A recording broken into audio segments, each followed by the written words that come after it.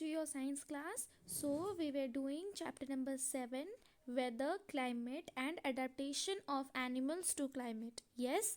So इससे पहले video में हम आपको वेदर कंप्लीट करवा दिए थे explanation. I hope that whether का एक्सप्लेनेशन आपको क्लियर है. ठीक है, अभी हम लोग का नेक्स्ट टॉपिक आ जाता है वेदर के बाद क्लाइमेट. ठीक है. सो हम आपको वेदर में बताए थे कि वो जो शॉर्ट टर्म कंडीशन में जो एटमॉस्फेयर का होता है, शॉर्ट टर्म के लिए जो एटमॉस्फेयर में चेंजेस होते हैं, that is the only weather. ठीक है, अभी हम लोग क्लाइमेट के बारे में डिस्कस करेंगे. तो पहले क्लाइमेट होता क्या है. The average weather pattern taken over a long time is called the climate of that place. So average, जब हम लोग किसी वेदर का, बहुत दिन का हम लोग वेदर ले लेंगे. ठीक है, 4-5 दिन या 4-5 दिन तो बहुत कम हो जा रहा है. मान लीजिए हम लोग अगर 25 साल 25 ईयर्स का अगर हम लोग वेदर का एवरेज निकाले तो वो तो बहुत ज़्यादा आ जा रहा है ना. तो वही जो एवरेज वेदर पैटर्न जो कि बहुत समय से चला आ रहा है, that is known as the climate. ठीक है, सिंपल सेंटेंस में अगर हम लोग बताए तो average weather pattern taken over a long time, बहुत दिन के लिए, बहुत साल के लिए जब उसका एक वेदर का पैटर्न बनता है बहुत समय के लिए, उसका जो एवरेज होगा उसी को बोला जाता है क्लाइमेट. ठीक है, मीन्स क्लाइमेट जो है वो वेदर का थोड़ा सा ऑपोजिट है. वेदर बहुत ही कम समय के लिए रहता है, वेराज क्लाइमेट बहुत ज़्यादा समय तक रहता है. इतना तक है उसका डेफिनेशन. अभी उसके बारे में हम लोग और भी जानेंगे. Different places in the world have different type of climate. ठीक है, वर्ल्ड में बहुत सारे प्लेसेस है ना. अमेरिका, लंदन, इंडिया, बहुत सारे प्लेसेस है ना. तो वो डिफरेंट डिफरेंट प्लेसेस में different different types of climate होते हैं.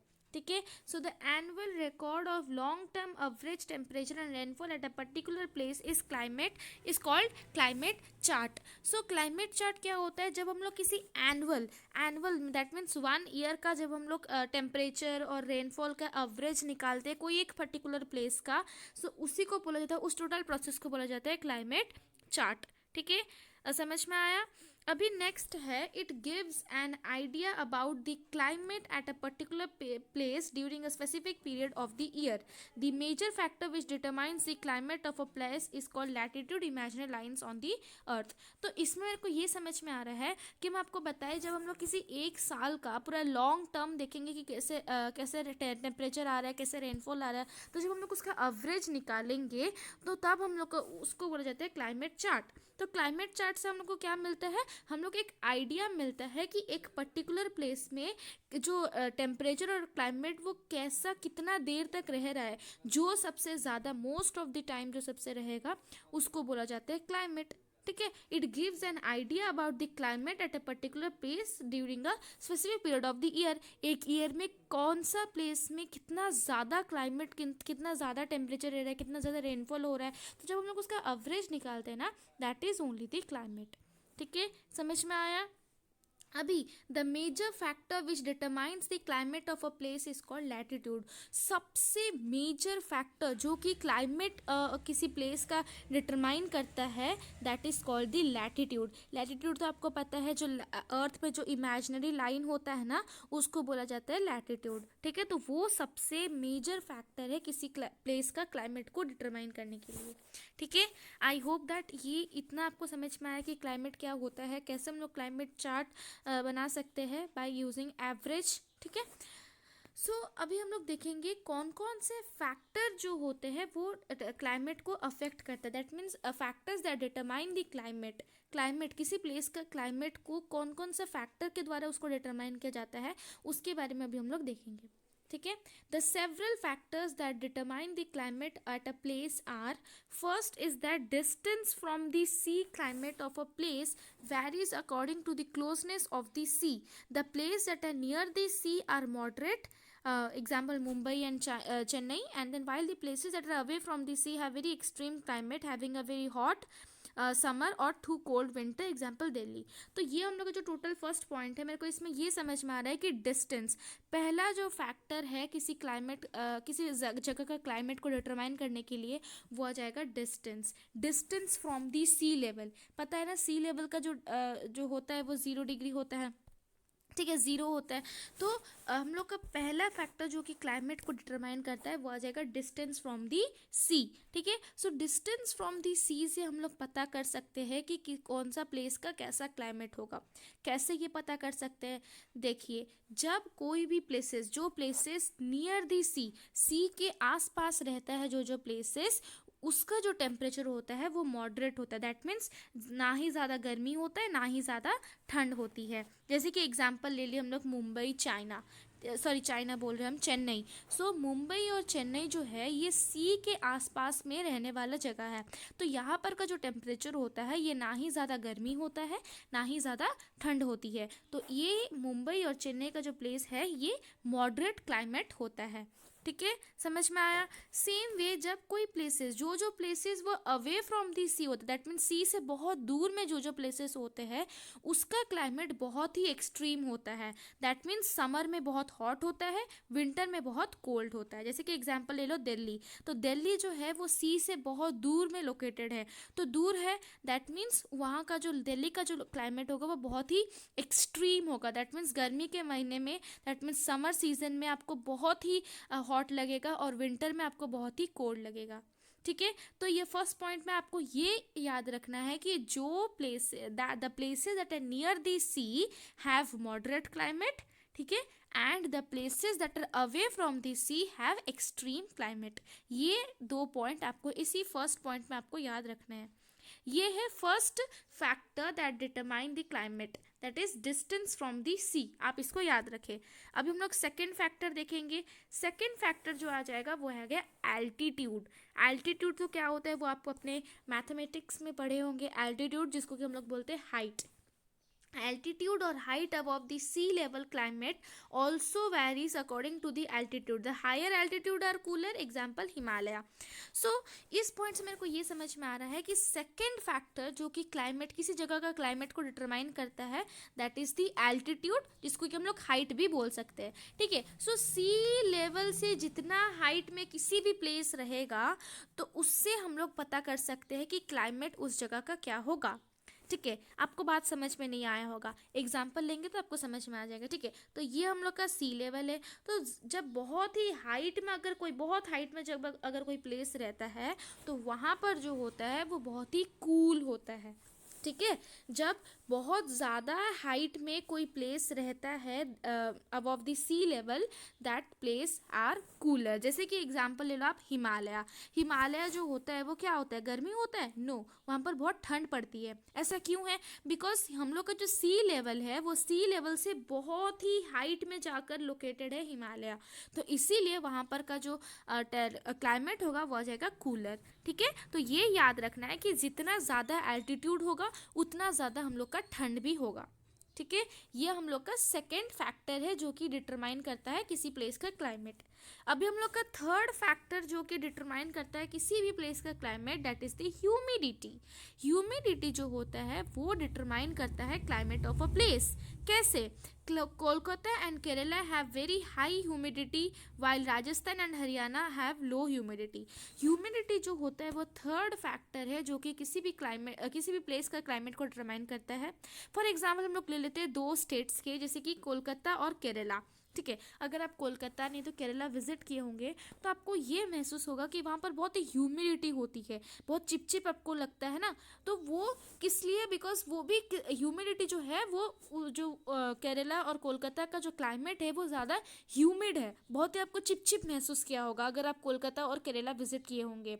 While Rajasthan and Haryana have low humidity. और अगर आप राजस्थान जाए नहीं तो हरियाणा जाएंगे तो आप ये महसूस करेंगे कि वहाँ पर ज़्यादा चिपचिप नहीं होती है, हम लोग को वहाँ पर बहुत कम ह्यूमिडिटी पाया जाता है। ठीक है, so these are the three factors that determine the climate of a place. पहला तो है डिस्टेंस फ्रॉम द सी। ठीक है, सी से जितना डिस्टेंस में प्लेस होगा उसके द्वारा हम लोग क्लाइमेट को पता कर सकते हैं। अभी सेकंड हम लोग का आ गया height, height above the sea level. ठीक है, और फिर थर्ड आ गया हम लोग का ह्यूमिडिटी। तो ये तीन फैक्टर्स हम लोग के आ गए that determine the climate of a place: distance from the sea, altitude और height and humidity। ठीक है, समझ में आया? अभी हम लोग का नेक्स्ट टॉपिक है क्लाइमेट्स इन इंडिया। ठीक है, तो इंडिया में कैसे क्लाइमेट पाया जाता है ठीक है। इंडिया में बहुत तरह के डिफरेंट डिफरेंट रीजन्स होते हैं, तो डिफरेंट डिफरेंट रीजन्स के अनुसार ही डिफरेंट डिफरेंट क्लाइमेट पाए जाते हैं। ठीक है। The climate of India varies in different regions. कैसे कि जो नॉर्दर्न रीजन ऑफ हिमालय जो होता है वो बहुत ही कोल्ड होता है और moderately wet climate, example Kashmir. तो जो नॉर्दर्न रीजन है हम लोग का, इंडिया का जो ये नॉर्दर्न रीजन है ना, कुछ हम इस तरह का ड्रॉ कर दे रहे हैं। ठीक है। तो ये जो नॉर्दर्न रीजन है ना, यहाँ पर जैसे कि एग्जांपल ले लिए हिमालय। ठीक है, the northern region of Himalaya, तो वहाँ का क्लाइमेट क्या कैसा होता है, बहुत ही ठंड होती है, प्लस तो मॉडरेटली वेट क्लाइमेट, मीन्स ज़्यादा वहाँ पर बारिश नहीं होती है, मॉडरेट। ठीक है, ज़्यादा बारिश भी नहीं होती कि कम बारिश भी नहीं होती है, मॉडरेट वेट क्लाइमेट। वहाँ पर थोड़ा सा वेट क्लाइमेट होता है जो कि मॉडरेट है। ठीक है। So northern region of Himalaya में कोल्ड क्लाइमेट होता है plus moderately wet climate. Example ले लो आप कश्मीर। अगर आप कश्मीर विजिट किए होंगे तो आप श्योर होंगे कि वहाँ पर आपको ठंड लग रही होगी, प्लस वहाँ पर मॉडरेट वेट क्लाइमेट भी है। ठीक है। ये है first, that northern region of Himalaya has cold and moderately wet climate. ठीक है। अभी plains has a moderately hot and wet climate, example Uttar Pradesh. तो अगर आप उत्तर प्रदेश विजिट किए होंगे, वहाँ पर क्या होता है, वो प्लेन्स होते हैं ना, वो पहाड़ी जगह नहीं होती, वो प्लेन है। ठीक है। वो प्लेन्स जो होते हैं, प्लेन की जगह में वहाँ पर क्या होता है, मॉडरेटली हॉट, दैट मीन्स ना ही ज़्यादा गर्मी होती है ना ही बहुत कम गर्मी होती है, वहाँ पर मॉडरेट हॉट होता है एंड वेट क्लाइमेट, और वो भी वेट क्लाइमेट होती है, दैट मीन्स वहाँ पर बारिश वगैरह भी होते हैं। एग्जाम्पल ले लो आप उत्तर प्रदेश। ठीक है। नेक्स्ट है हम लोग का साउथ। जितने भी साउथ पार्ट जो है ना, साउथ पार्ट में ज़्यादा गर्मी होती है, has a very hot and wet climate, बहुत ही बारिश होती है और बहुत ही हॉट होती है। जैसे कि एग्जांपल ले लो केरला। अगर आप केरला विजिट किए होंगे तो आप देखना वहाँ पर ज़्यादातर तो बारिश हो रही होगी और बहुत ही वो जो टेम्परेचर होगा, जो क्लाइमेट होगा, वो बहुत ही हॉट होगा। ठीक है।